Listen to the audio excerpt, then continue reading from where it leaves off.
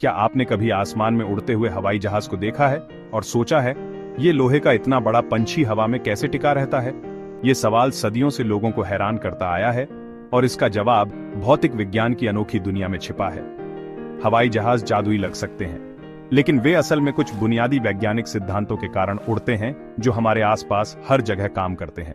ये समझने के लिए कि हवाई जहाज कैसे उड़ते हैं, हमें उड़ान के फैंटास्टिक फोर से मिलना होगा। लिफ्ट, थ्रस्ट, ड्रैग और ग्रेविटी, ये चार बल एक हवाई जहाज को हवा में बनाए रखने के लिए आपस में मिलकर काम करते हैं। सुपर हीरो की टीम की तरह हर बल का अपना एक काम होता है। चलिए शुरू करते हैं ग्रेविटी से, वो बल जो हर चीज को पृथ्वी के केंद्र की ओर खींचता है। यही वजह है कि आपके द्वारा हवा में फेंकी गई गेंद वापस नीचे आती है। ग्रेविटी हर समय हवाई जहाज को नीचे खींचने की कोशिश कर रहा होता है, ठीक वैसे ही जैसे वो बाकी सब चीजों के साथ करता है। यहीं पर लिफ्ट काम आता है। लिफ्ट वो बल है जो ग्रेविटी का मुकाबला करता है और हवाई जहाज को ऊपर की ओर धकेलता है। हवाई जहाज के पंख खास तौर पर लिफ्ट पैदा करने के लिए डिजाइन किए गए होते हैं। एक पंछी के पंखों के बारे में सोचो, वे ऊपर से घुमावदार होते हैं और नीचे से छपटे। हवाई जहाज के पंखों का आकार भी ऐसा ही होता है। सेक्शन 5, थ्रस्ट, आगे की ओर धक्का। अब हमें थ्रस्ट की जरूरत है।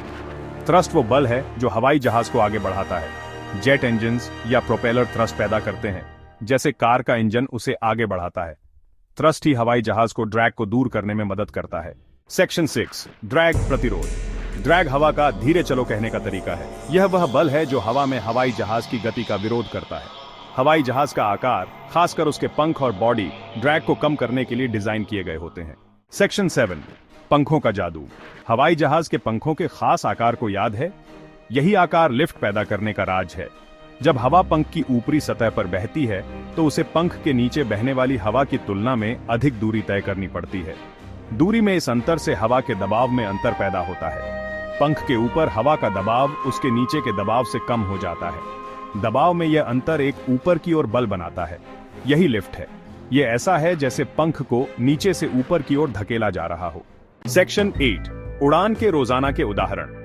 आप अपने आसपास फ्लाइट के सिद्धांतों को काम करते हुए देख सकते हैं। कार की खिड़की से अपना हाथ बाहर निकालें और उसे थोड़ा सा झुकाएं। आप महसूस करेंगे कि हवा आपके हाथ को ऊपर की ओर धकेल रही है। यह लिफ्ट है। या पतंग उड़ाने की कोशिश करो।